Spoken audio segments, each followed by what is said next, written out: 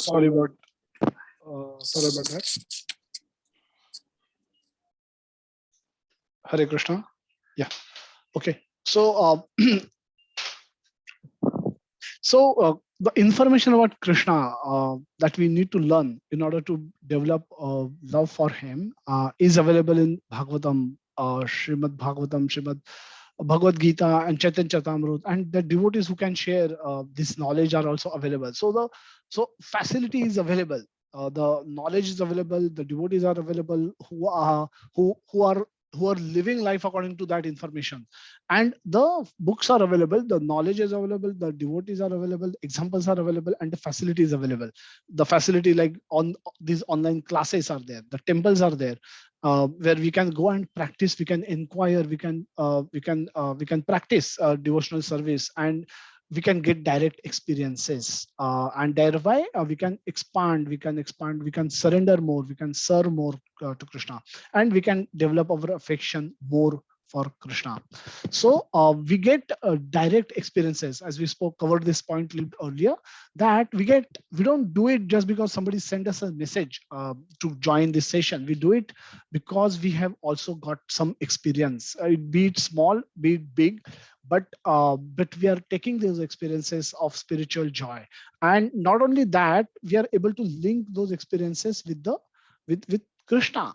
Because of the contact with Krishna and his devotees, we are getting these experiences, and once we are able to establish this connection, then it is far easy for us to understand who is the source, what is the source of our happiness, and that happiness is so sublime, so nice, so good, so much more fulfilling.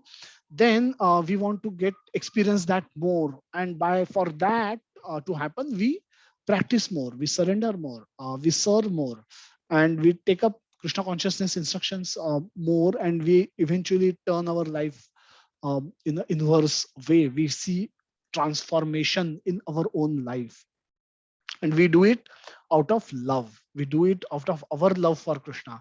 And what is the foundation of that love? Because Krishna has made us feel the need for our love. Krishna needs our love, and Krishna is in need of our love. We all experience that. Why? Because if he were not to need us, he will not reciprocate with us. If he doesn't need us, then he has no obligation to reciprocate with us. But he reciprocates with us. He gives us those direct experiences of happiness, those glimpses, and using which we progress towards him. And that's how we start taking firm steps towards Krishna.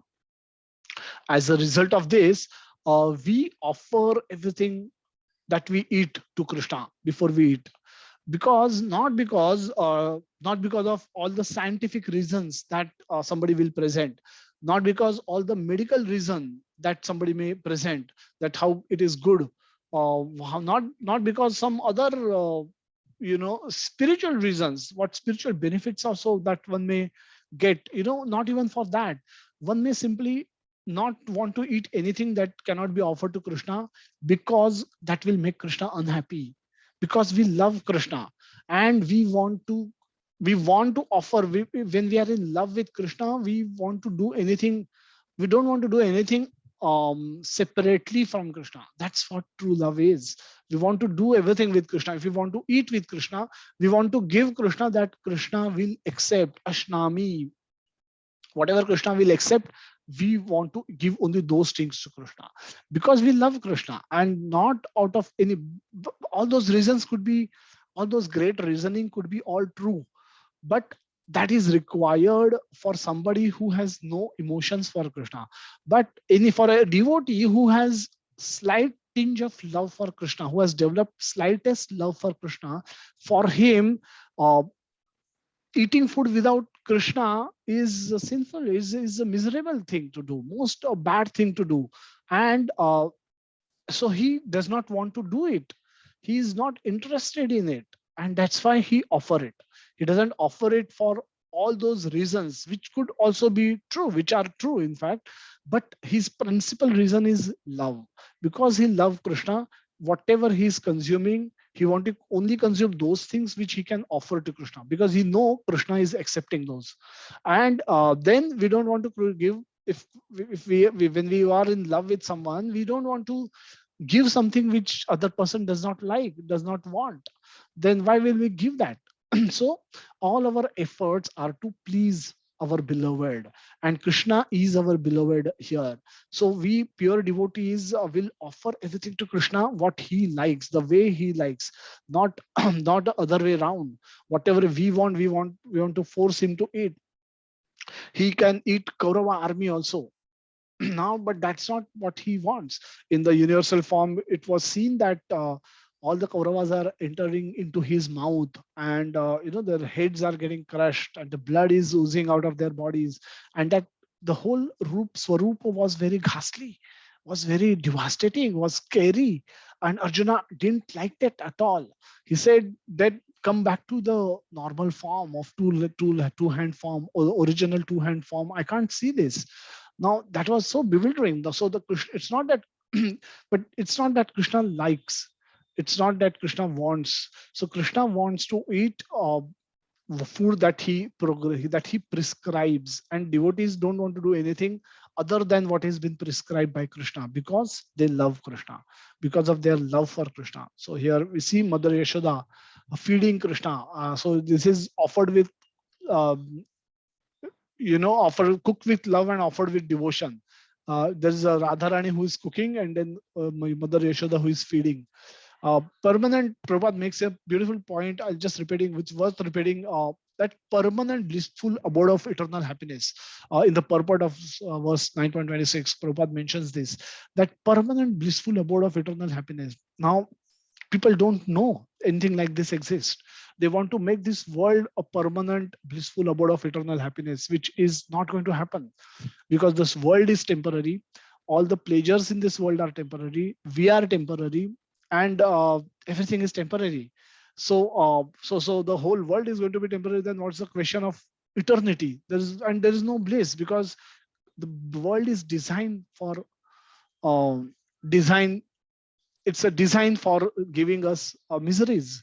It's a dukhalaya ashashastam. So in the pustakalaya, we cannot get sports material or grains, because it's a home of pustakalaya. It's a house of books. So we'll only find books. So this is a dukhalaya. We'll only find dukha over here.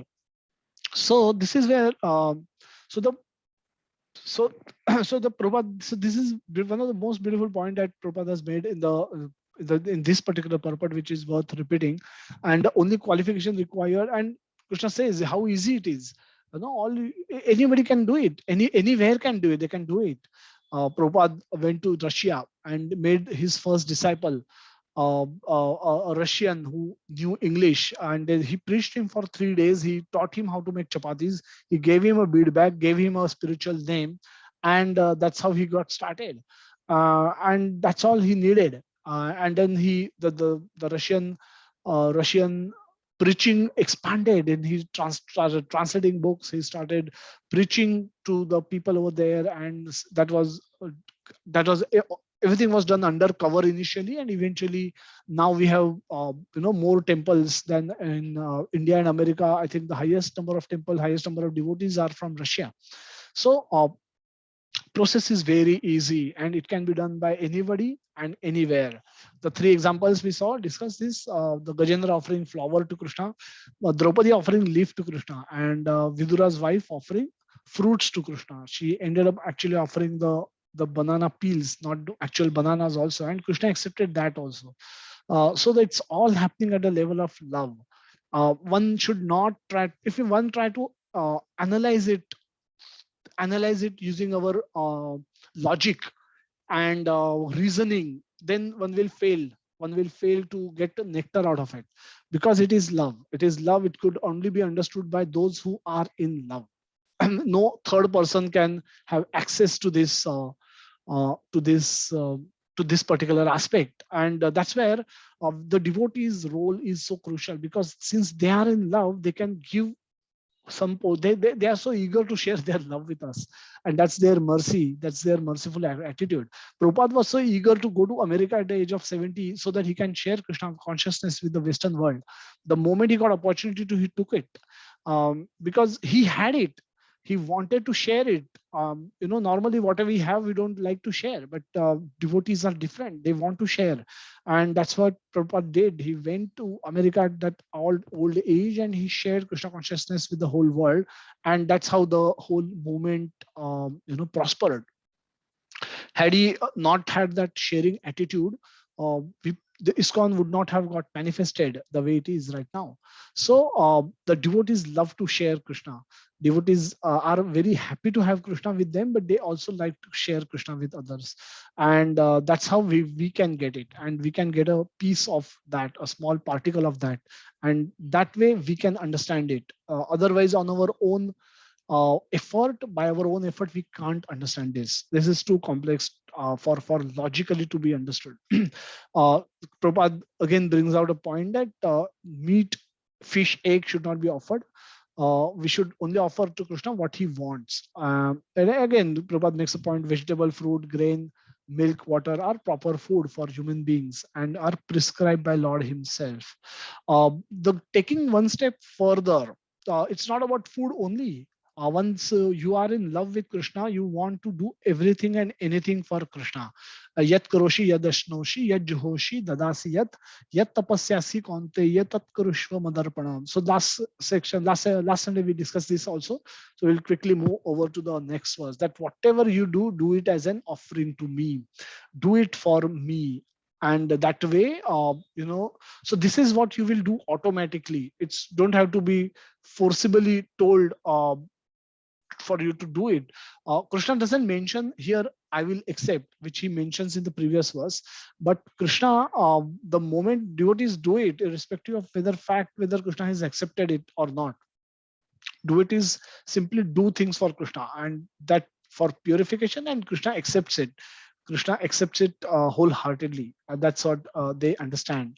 The next verse, Shubha Shubha Falai Raivam Mokshase Karma Bandhanai Sannyasa Yoga Yuktatma Vimukto Mama Vishyase Mam Upeshyase. So Krishna, now this is the fruit. Now the devotees are doing so much. What is Krishna doing for devotees?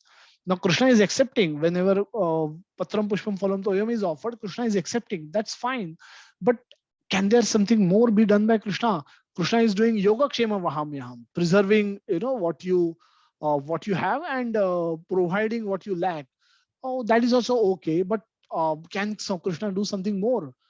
This is where Krishna says that he can do anything, and this is a big statement that Shubha Ashubha. Shubha Ashubha Phala. Shubha Ashubha Phala are the fruits of auspicious and inauspicious fruits of our past karma. Now that has been accumulating for all of us. There is a stockpile of karma, and there are fruits which are yet to be fructified. That's there for all of us, for me, for you, for everyone. That exists, and we have no account of that, for how many births there are, how what is the quantity, how many kilos are there, how many quintals are there, how many metric tons are there, though the stockpiles of fruits which are yet to be born. What is the quantity? Nobody knows. So Krishna says, don't worry. Whatever are there, I can destroy it all. I can free you from bondage of work and its auspicious, inauspicious results. For all past karma, all past karmic activities, I can give you freedom from. And then, because when you start doing things for me, I can make you, you are fixed on your renunciation, and then that can open you the door for liberation. And that liberation is not uh, liberation of any four types that Krishna Premanand Prabhuji yesterday explained, that merging in the body of Krishna, getting riches as he has possessed, getting a swarupa as he has, and going and staying near to him. But this is going and staying in his dham and performing pastimes with him. So this is the swarupa, and this is the swarupa, and that kind of a liberation. Krishna says, you will come to me. You will come to me. That's a mam upashyasi. That's very important uh, confidence invoking statement that Krishna has made, that You need not be worry of all your past karma, all your past activities and the fruits of those activities which are unknown to you. Gahana karmano gati. So what will hit you when? You don't have to worry about all that. Krishna says, I can destroy or I can free you up from all those bondage, and I can give you liberation because I am. I have the ability to do that. I am about the prakriti which is governing all this. So Prabhupada talks about give example of Yukta Vairagya, how everything can be used for Krishna's service. That while we live in this world, the whole world belongs to Krishna, and everything should be used for serving Krishna and appropriately. So we should so whatever we have, we should use it in Krishna's service. Our intelligence, our resources, our abilities, our knowledge, our skills, everything should be used in Krishna's service. And that's what Krishna's Prabhupada is re-emphasizing, that mam upashyasi, he comes to me back to Godhead. And so so so the person who is engaged in the service of Lord is always thinking and planning how to serve Krishna, and considered this is to be considered as completely liberated even in the present moment. And future he is going back to Godhead is guaranteed. So the verse for today is Samoham Sarva Bhuteshu Name Dveshyosti na Priyaha Ye Bhajanti tu Mam Bhaktya Mai Teteshu Chapyaham. I envy no one, nor am I partial to anyone. I am equal to all. Now, this is one statement. First sentence of this verse say this, that I envy no one, nor I am partial to anyone. I am equal to all. Now, Krishna says this, but in the second sentence, he contradicts himself. But whosoever renders service unto me in devotion is a friend, is in me, and I am also a friend to him. Now, it's a very, in the single verse, there should not have been such a big contradiction. When he is equal to everyone, how could he say that he seems to be partial to someone else? Ye bhajanti tu ma bhaktya, I am mahite teshu chapyaham. So he is partial done to those who are bhajanti tu mam bhaktya, those who are worshipping him. Seems to be those who are rendering service unto him. So Krishna says he is partial to them also. So let's see through the purport. The one main question here, that if Krishna is equal to everyone and no one is his special friend, then why does he take a special interest in the devotees who are always engaged in his transcendental service? Is it? But this is not discrimination. This is natural reciprocation. Prabhupada saying this is not discrimination. This is natural reciprocation. Any man in this material world can be very charitably disposed, but he is a special interest in his own children. Now, the Lord claims that every living entity in whatever form is his son. And so he provides for everyone a generous supply of necessities of life. However, the Lord says that distinctly, Maite, they are in me naturally. As a result, the Lord is also in them. So this is a reciprocal. The important part to understand is that the partiality of Krishna is his reciprocity, and he can reciprocate because he's a person. He is a person. That's why he can reciprocate. Had he not been a person, he probably would not have reciprocal emotions. So this also explains the word ye yathamam prapadyante tamstathaiva bhajamyaham. So the 4.11 verse where Krishna says that as you surrender unto me, I reciprocate. I can proportionately I take care of them. So if your surrender is 1%, I reciprocate 1%. I give you my mercy 1%. If your surrender is 99%, I give you my mercy 99%. My so I will also do accordingly. And if anyone is not interested in me, I know I don't trouble them. I just leave them to their destiny. Whatever is their karma and the fruits of karma, they remain entangled in that. I don't interfere in their life by any way. The Lord claims that every living entity in whatever form. Yeah, so this is transcendental. This transcendental reciprocation exists because both Lord and the devotees are conscious. Now, again, the same important point, that both of them have to be conscious beings. Both of them need to be persons in order for a reciprocation to happen. If one of them is not a person, then no reciprocation can ever happen. So, and hence impersonalists cannot understand reciprocity of Lord, the reciprocal nature of Lord. So, and non-devotees and impersonalists, they just can't understand how Lord can be reciprocal. The Lord and the living entities entity eternally glitter. And Prabhupada gave a nice example in the purport of a diamond and a gold. And the Lord is a diamond, and when the diamond is fitted in the gold jewelry, it looks beautiful. So similarly, Prabhupada is saying here in the purport that when the living entity becomes inclined to service of the Supreme Lord, he looks like gold, and the Lord is like a diamond. And this combination is very nice. So living entities in pure state are called devotees.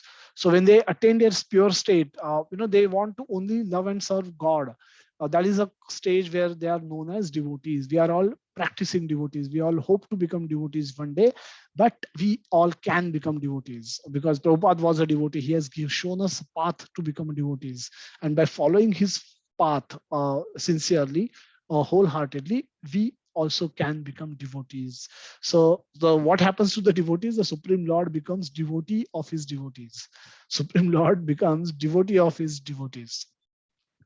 So Lord's equality and his reciprocation in one picture.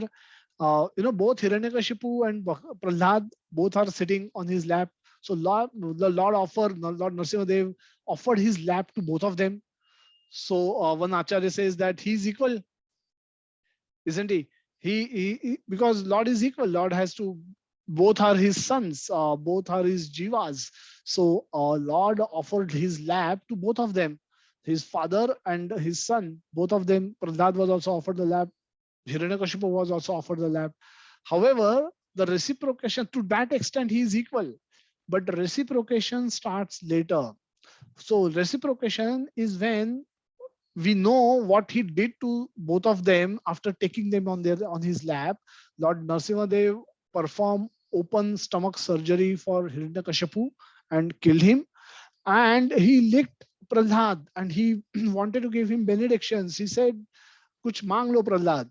And Prahlad is saying, मैं सौदा करने नहीं आया. I didn't worship you because I wanted something. I'm not a businessman. I don't want anything.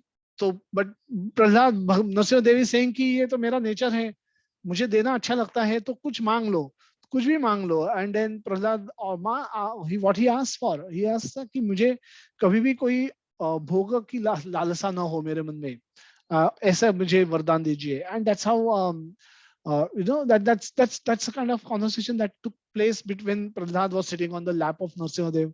No conversation happened with Hiranyakashipu. Directly the open stomach surgery happened. So the last point, and then we'll go to the summary.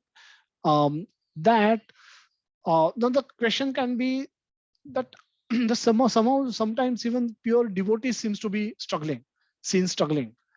Pure devotees' lives also. The Prahlad Maharaj's life also was also not. When his father was trying to kill him, it's not a very happy condition for a son. He was remembering Krishna, and for that fault of his, he was being thrown from a mountain cliff. He was being physically tried to be killed. And when you are constantly facing this kind of a trouble, you cannot be peaceful. All your peace of mind, or what will be our peace of mind? Well, what is the peace of mind today of those people who are caught in Ukraine? Nobody knows when the next bomb will come and destroy them. So obviously there's no peace of mind, no question of having any peace of mind for such people. So Prahlad was losing his peace of mind because he was doing bhakti. Prahlad was losing his physical safety because he was doing bhakti. But Prahlad was fixed in his bhakti. Now, how was Prahlad, or how was somebody pure devotees like Prabhupada accept calamities?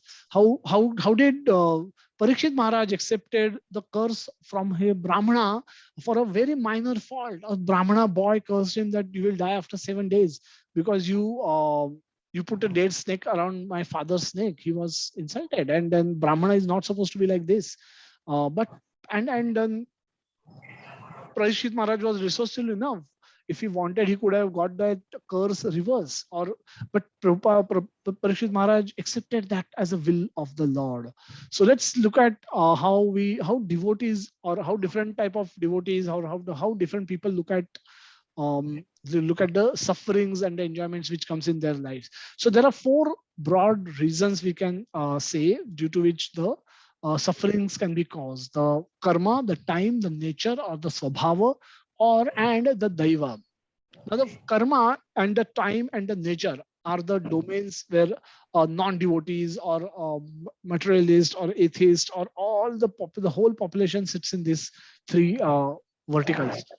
Daiva is where all the pure devotees are are situated, and so in the karma section, the fruits, everything happens due to the past activity. So there is whatever, there's a complete control of one act under the influence of past karma completely. So there is enjoyment, or there is suffering. Everything has effect directly from the emerging out of the actions of past activities. The time factor is due to the effect of time and place. So enjoyment and sufferings can be caused because, say for example, if somebody is living in Russia in extreme cold condition, or somebody is living in Rajasthan, or some Sahara desert where there are extremely hot conditions, now they are just common to everyone. They are common to good people, bad people, ugly people, and every type of people will have to face the same conditions. So they are just time and place affected. They're just not. There's no control, other control over there. If the excessive heat is there and that causing trouble, it's causing trouble. It can't be necessarily linked back to the bad karma that one may have had done, and because it's common for everyone. So the nature or the swabhav, sometimes our mind, our thoughts, our vritti or pravritti may experience sufferings because of that. Our mind can cause a lot of trouble to ourselves. ऐसा होगा क्या, वैसा होगा क्या, मुझे ये तो नहीं हुआ है, मुझे वो तो नहीं हुआ है, इसने ऐसा क्यों बोला, उसने वैसा क्यों देखा मेरे तरफ, he what intention this person must be having when he said this to me, what intention this person must be having when he did this to me, and so on and so forth. So we can keep imagining, or we can keep visualizing, or we can keep exploring various possibilities and opportunities that could exist, and because based on our past actions and reactions, or interaction and experiences, and all that's also endless, and one may call that this kind of a swabhava vritti can cause a lot of distress. Daiva is where there is an interference by Lord. It happens due to the will of the Lord. So Pandavas, when they suffered, and then Bhishma Dev said that ultimately you should know that it's all happening because of the will of the Lord. Because Krishna wanted, you had to suffer, but since you are a pure devotees, you accepted all those sufferings, and you used all those setbacks, all those suffering conditions for increasing your love and affection for Krishna, and that's what ideal devotee should do. So the suffering came to Parikshit Maharaj, and he used that suffering condition, or the calamity that he suddenly encountered, to renounce the kingdom, to go to the bank of Ganges, accept Sukadev Goswami as a spiritual teacher, and hear Bhagavatam, and perfect his life that way. Let me just see if who is muted. Okay. So this is what Prahlad did. He knew all the calamities are happening due to the will of the Lord, and therefore he was steady. He was not disturbed कि ये मेरे साथ क्यों हो रहा है. मतलब मैं कुछ अच्छा करने की कोशिश कर रहा हूँ, and my own father is trying every trick in his book to kill me, and I'm being saved now, but क्या भरोसा अगले पल क्या होगा. मैंने माउंटेन क्लिफ से फेंका नीचे, मुझे किसी ने पकड़ लिया, I was not killed, but कल आग में डाल देंगे, पता नहीं क्या होगा. He had no doubts. he accepted it as the will of Krishna, and then he was he was constantly remembering Krishna without any deviation, without any slightest disturbance of his mind.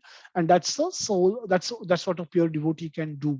Prabhupada was trying to preach in India for 40 years. He tried preaching. He didn't had one disciple. He couldn't even properly publish all this entire Bhagavatam. He could just barely translate one first canto of Bhagavatam into English, and then he, with extreme hard work, he could get those few copies published. Published means he just got printed, and he was carrying them in a trunk to America, so that he could sell them, and using that Lakshmi he can survive, and then eventually expand his preaching in Bhagavatam in America. So practically from a material standpoint, he one may conclude that he was unsuccessful in all by all means. So from where still he was getting desire to serve Krishna? Because he was a pure devotee, because uh, he was always looking up for opportunity to serve Krishna in any condition and any possible manner. So there was no question, because and that how can somebody achieve such a stage? Because he was always with Krishna, he was experiencing Krishna. So it was only a matter of time that Krishna wanted him to succeed in the way and manner in which he wanted him to succeed.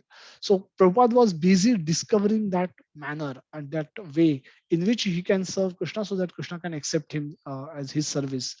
And he was trying with the help of his guru's order, and he was experiencing Krishna himself. So he never ever had any doubt whether or not to give up service of Krishna. That was never a question that he encountered. So Prahlad was never ever thought that ये कर तो लेगा ना, ठीक से होगा ना, अगले बार कहीं और कुछ मारने की कोशिश करे प्रहलाद, कृष्ण आएगा ना. Pillars, he was saying, we pointed randomly to a pillar, Hiranyakashipu, and he said, यहाँ है क्या भगवान? And Prahlad confidently said, हाँ है.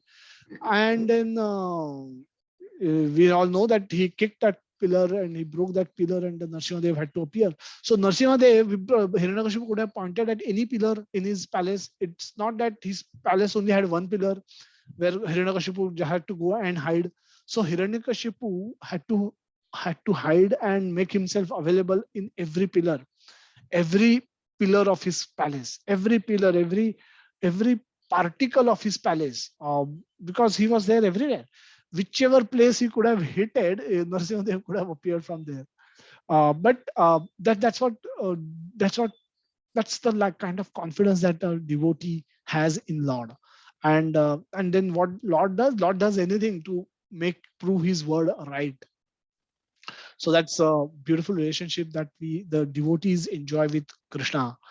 In the summary, we will say that Krishna is partial to his devotees, and non-devotees also. He is he gives, but what's the condition of the non-devotees? So while he says that he's partial to his devotees, he also says that he gives equal opportunity to each soul to become his devotee.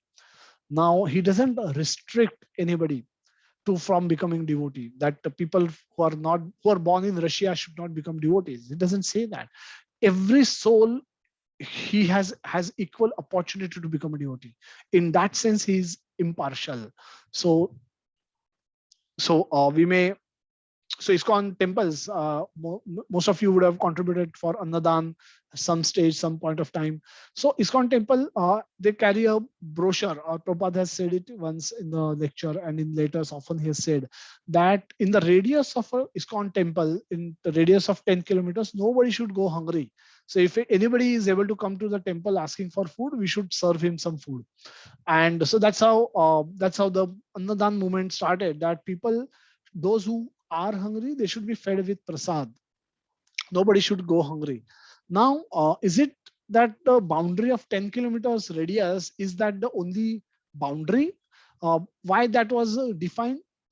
At somebody's 10.1 kilometer, at that distance, if somebody is hungry, do they not qualify to come here and eat? No, that's not the case. Objective is that you have to define, given your own limitations, given your our own temple's own limited capacity in terms of resources, in terms of people. That the 10, this is a suggestive guidance that 10, under the radius of 10 kilometers, nobody should go hungry. But we don't qualify that people who live in the radius of 10 kilometers should only be fed prasad.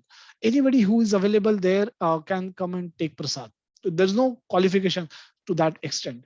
Though the whole world we will want to feed, but we, given our own capacity limitations, we are talking about 10 kilometer radius. But anybody who is in that radius, irrespective of their caste, irrespective of their color of skin, irrespective of their community, irrespective of everything, their gender, or irrespective of their financial status, everyone is offered prasad. Prasad is a mercy from Krishna directly, food that is offered to Krishna. So to that extent, we are, Krishna is impartial. To give his mercy, he is impartial, but he gives opportunity for everybody to he makes his mercy accessible to everyone, each and everyone. To that extent, he is impartial. But those souls who take up his offer and practice devotional service, become devotee, start chanting Hare Krishna Mahamantra, start hearing from Bhagavatam and Bhagavad Gita, and develop loving sentiments towards Krishna, start offering food to him um, out of love, Krishna reciprocates with them more. And that's so natural because he's also a person. He's given instructions to Bhagavad Gita is common for everyone. And anybody can purchase, and a Muslim can purchase and read it, a Christian can purchase and read it, a Parsi can purchase, a Punjabi can purchase and read it, Bengali can purchase and read it, Maharashtrian can purchase and read it. Anybody, Russian can read it, Ukrainian can read it, American can read it, Italian can read it, Spanish person can read it, Japanese person can read it. It's open to everyone. However, one who may want to apply himself to the principles that are taught in Bhagavad Gita, Krishna and devotees also will become partial to them. He will become partial to them because they are, simply because they have taken more interest. So for us also, it's important to know that we also take interest in Krishna, and we also take interest in devotees. We also should endeavor to show, signify our interest, or demonstrate our interest in the devotees and their devotional activities, and thereby the devotees can take more interest in us. It's reciprocal. It's open for everyone. But just like teacher teaches to the whole class, but those who sit in front, they take down all the notes, they ask all the questions, they ask all the right questions. There will be some students who will be doing this. There will be some students who will be sitting in the back benches, they're sharing jokes, cracking jokes, looking at each other, laughing, and not paying attention to the study, and scoring maybe low marks, or not so showing so much interest in the studies or in the classroom. The teacher is equal to all students, but teacher will be more reciprocal with those students who are more showing more interest, and that shows that the teacher is a person. It just proves that teacher is a person, and they are also personal in their dealings with the others. And anyone whoever take more interest, you are naturally reciprocal with that person than as compared with others who show no interest. So it's up to us to show that interest, to demonstrate that interest to the devotees and to Krishna himself, so that he start reciprocating more with us. So devotees don't judge Krishna. The pure devotees don't judge Krishna by the outcomes. They simply want to lovingly serve Krishna in loving way, in any and every condition of their life. So Prabhupada wanted to simply serve Krishna lovingly in any condition and every condition of his life. Extreme cold of New York also. When there was a snowfall, he had barely a place to live, no barely some place to eat, something to cook and something to eat. And but he was conducting Bhagavad Gita classes Monday, Wednesday, Friday, and then he would go to the park and chant loudly, and then people would come and dance, and that's how the whole movement started. so so his endeavor, he's not worried about from where his next donation will come from, or how he's going to go and purchase grocery for his next meal. He was not worried of that, because that was Krishna's problem, frankly. And then Prabhupada was worried about serving Krishna. So Prabhupada was only worried about how best he can serve Krishna, in which condition he can serve Krishna, how better he can serve Krishna, what other novel ways in which he can serve Krishna. And that's a sign of a pure devotee, that irrespective of what condition they were themselves were in, they were making great plans to serve Krishna. And that's what Krishna reciprocated with them. And will of the Lord was such that eventually Krishna started reciprocating with Prabhupada when he went to America and he sent devotees manifested, temples manifested, worldwide movement manifested. And then Prabhupada became glorious acharya, Parivrajaka acharya, the went around the universe, went around this planet for 14 times. And his Jagat Guru, Srila Prabhupada, we say Jagat Guru, he's taught the whole world the method of bhakti. Nowhere in any temple you will hear, other than Vaishnava temples, you will hear about this philosophy. You will probably be go take darshan and take some prasad and exit. Nothing more is taught in these temples, but the Prabhupada has turned those temples into universities of where love of Godhead is taught, and everybody is infected by that love. People practice that and get infected themselves, and they infect others. That's how the movement grew.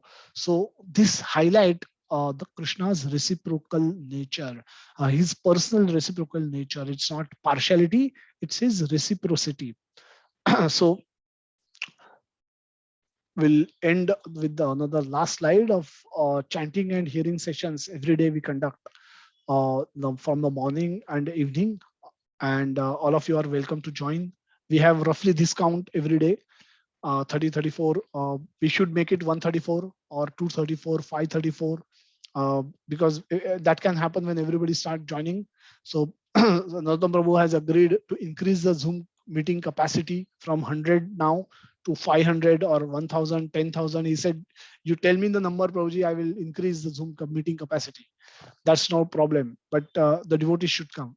And I invite all of you to wake up every day early morning and join the japa session. I was listening to Abung Dila Prabhu yesterday before before Vikas Prabhu says this, but and he says one of the session he has done is how to get up early.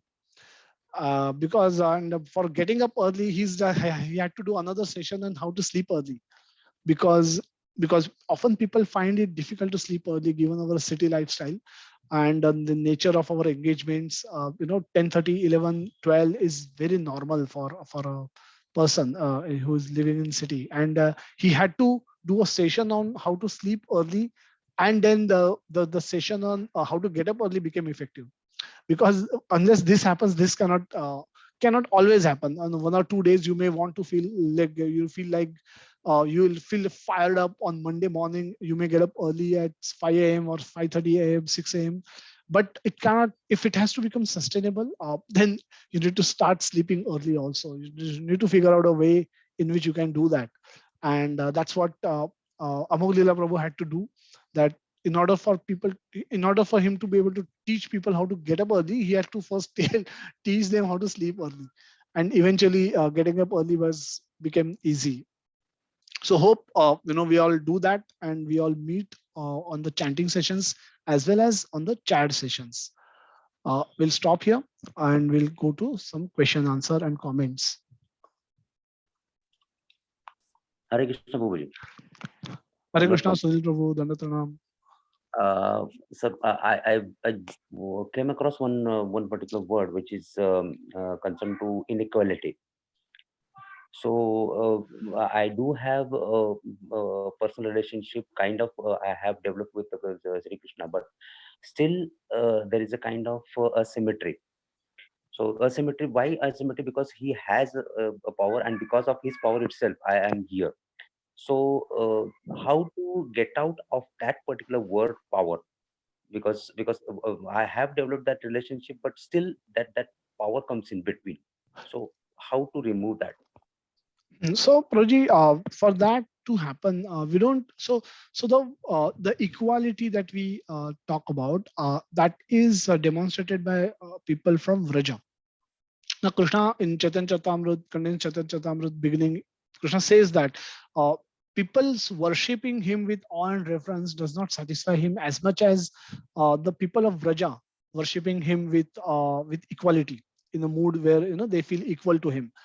Because now that at one level that is true, but for us to assume that mood of Vrajabhumi is impossible. It's extremely difficult, and so we may get misled and may end up doing things offensively towards Krishna, may become offensive towards Lord. So for us, his Aishwarya Gyan is important to know, and we worship Krishna in that mood, knowing his Aishwarya. Aishwarya is his opulence. Now his opulence, he owns and controls the world. He is great. He has ability to free us up from all our past miseries, past bad actions, past bad karma, and he has ability to grant us liberation.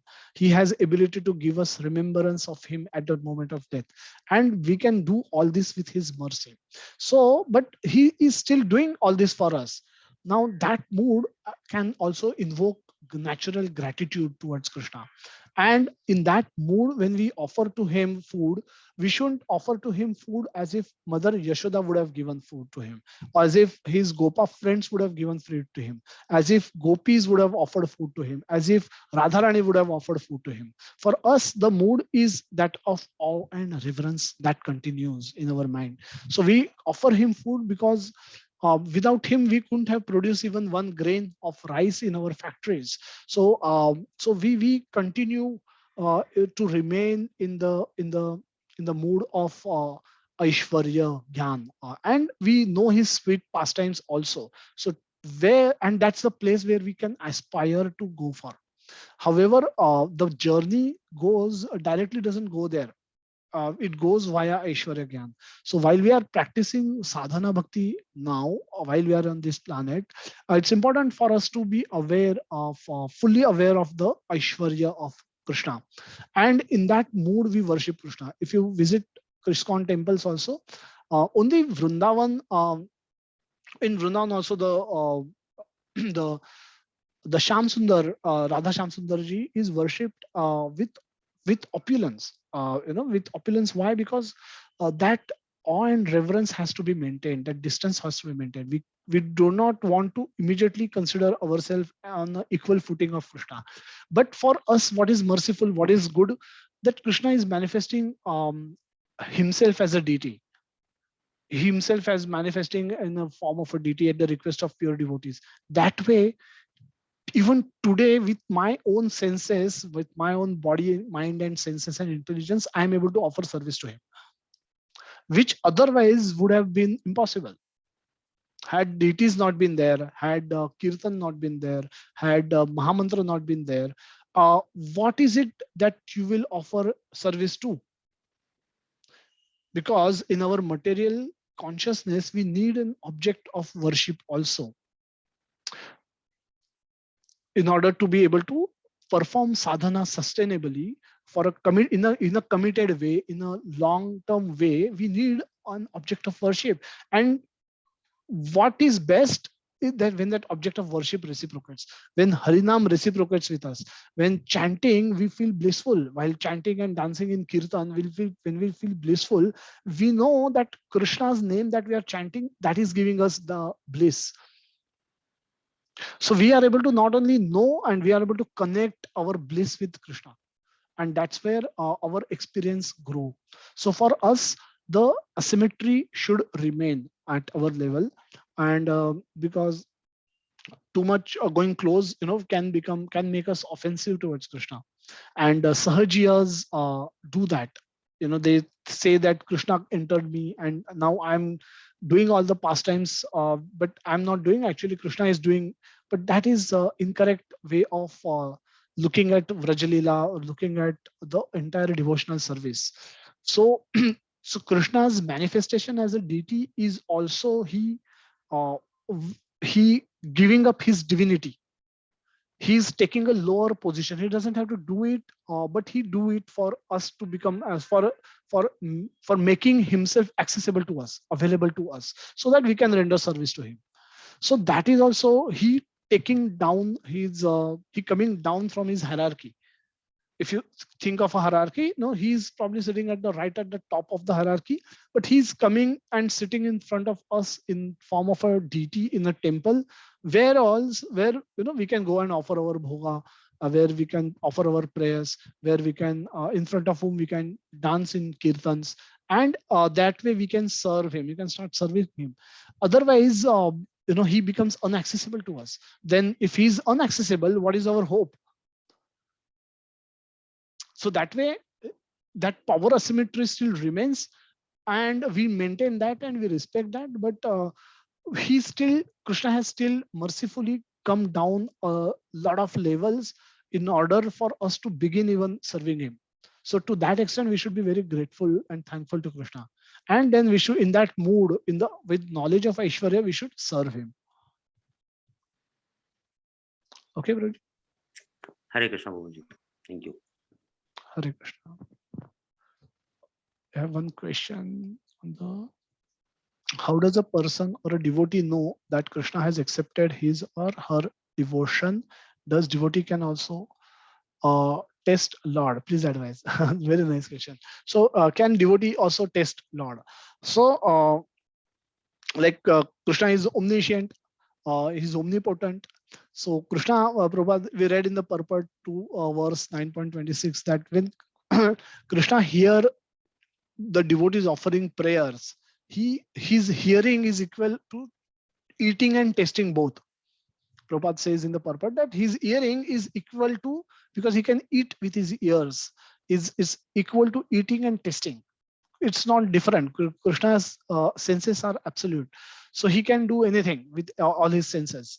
He's omnipotent. He's omniscient. Now, but when Mother Yashoda feeds him, we saw it in the picture that Mother Yashoda was feeding Krishna. Did she fed Krishna in ear or did she fed Krishna in mouth? She would not feed, she would not test Krishna's omnipotency and try and feed Krishna through ear. Can Krishna accept food through ear?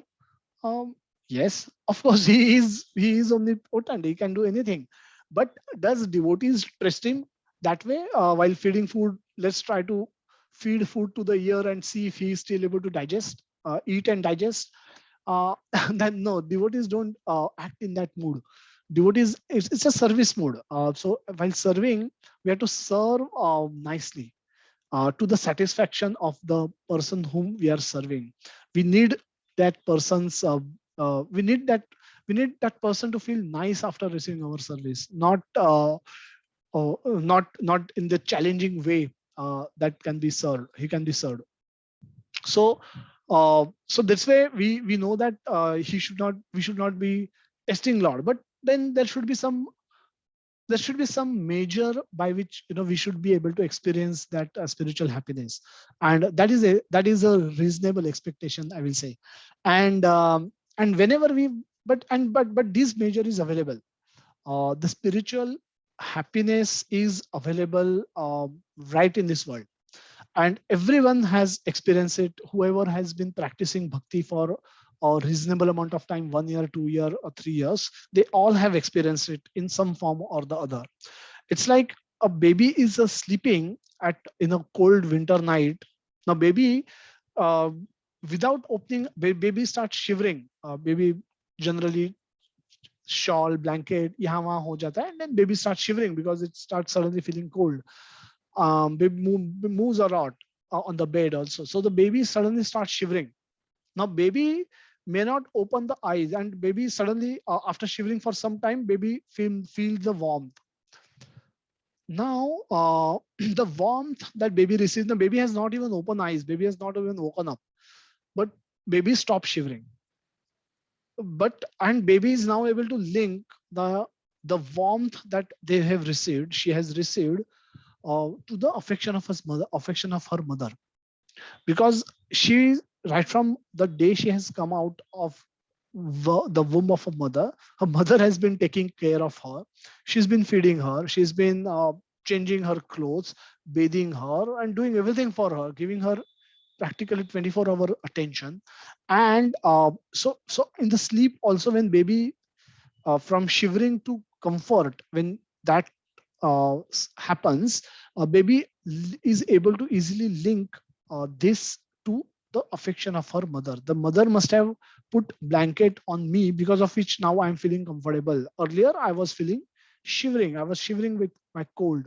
So this is where our intelligence and our experience of happiness comes. And when we experience spiritual happiness, some spiritual intervention in our life, and that happens, it can simply happen by by we becoming forgetful of all the worries. People come to temple. Why people come to temple? In ISKCON Juhu temple, if we visit any given point of time, there are thousands of people, 500 thousands of people continuously coming in, going out. And a lot of people, you will find hundreds of them staying sitting behind.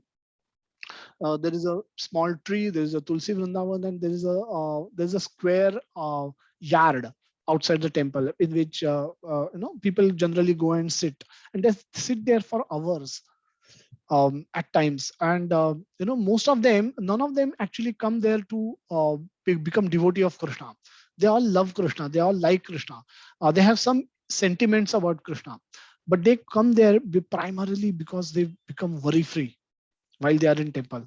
They listen to the kirtans, they listen to all the devotees come there running, pay obeisances in front of Tulsi, go to Prabhupada, pay obeisances there, go to Gaur Nitai, pay obeisances there, go to Radha Rasbihari Ji, pay obeisances, go to Ram, Sita, Lakshman, Hanuman, pay obeisances, then to Parikrama, take Charanamrut, dance in kirtan, sing kirtan, come out, take some books, do some seva, come out, and then take some prasad, talk to meet other devotees, glorify Krishna, talk about Krishna, and then they go home.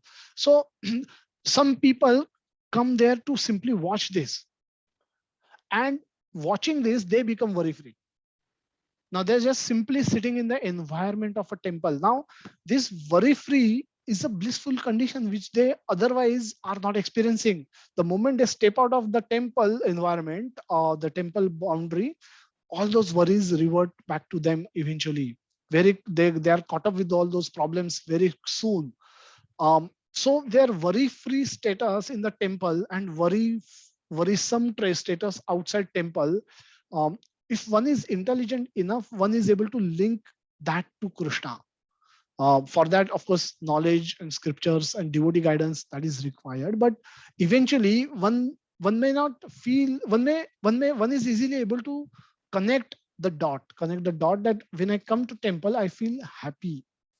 I feel free from misery. Vaikuntha. It's like a Vaikuntha without kuntha, without any worry. So this is environment, is something in the environment that makes my worries disappear. Now what is it in this environment? कुछ essence लगाते हैं क्या? कुछ धूप का असर है क्या? कुछ टेप का असर है क्या? Can I replicate this environment in my home?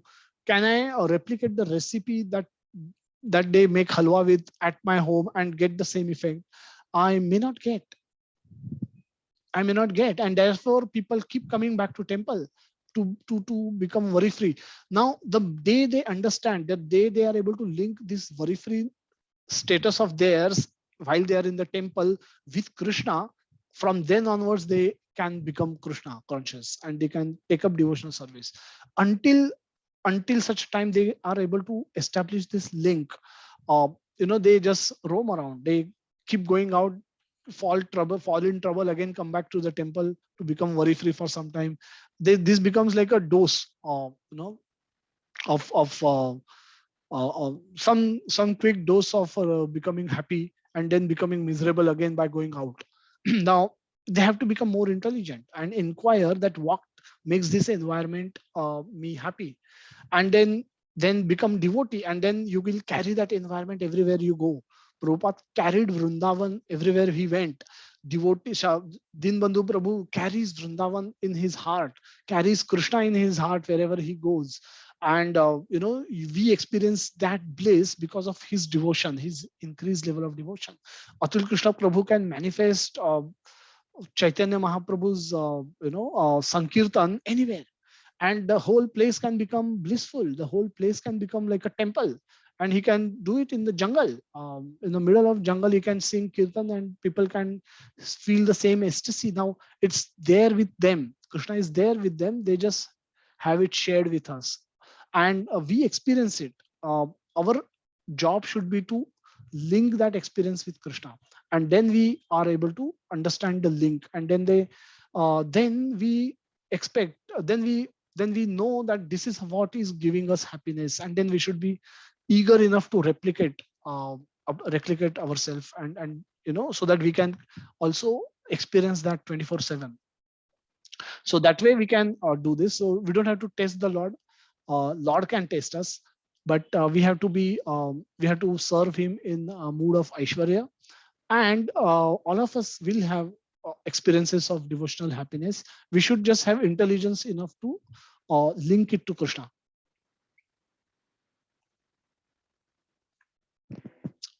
Okay, any other question anyone might have?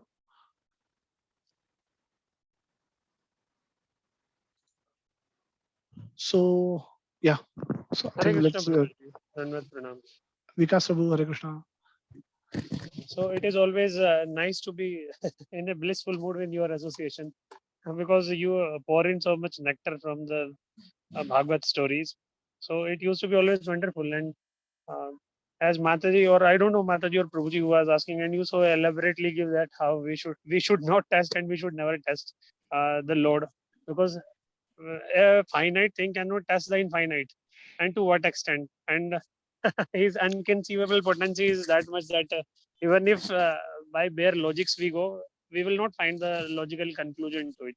So, but your answers and your explanations used to be always in that elaborate mode that uh, they always means dispel the what you call the dispel the doubts that may arise in future also.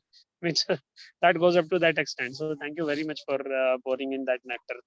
So thank you very much, Prabhuji. Hare Thank you Krishna. very much. Hare Dhanavad Krishna. Pranam. So we have a class coming up, I think at 2. So I'm already getting calls from Jivamurti Prabhu. So let's end this session, and I hope everyone have nice week, Krishna conscious week ahead. Please join us for chanting every day. Kumar Prabhu, you chant Hare Krishna 16 rounds every day. Please join us in the morning. Chant with us also for some time, and we'll be very happy. All of you are invited to join morning japa session and also evening chat sessions wherever possible. Hare Krishna, Evenings Prabhu. can be Hare Krishna. Just sorry to disturb you in between. It was like our Mayur Fogla Prabhu and Sudeep Prabhu. They are continuously chanting almost 16 round or 16 round daily, but they are not fully in that group, Prabhuji. So that if they will start posting their chanting rounds in that, that will be good for us also. Yes, Roger. I think that Japa group also need to be revived. In that, Yes, Prabhuji. so we'll just add you because there are many who chant daily. So we can add those so that we can have a proper. The others can feel inspired also to chant, seeing Yes, the Prabhuji. number growing. So yeah, I'll do that adjustment to the group. Right, Prabhuji. Thank you very much, Prabhuji. Hare Krishna. Okay, Hare Krishna. So let's meet all next. Yeah, Jashwa Mataji, you were saying something? No, no, no. During the evening sessions now of chat, sometimes some chapters are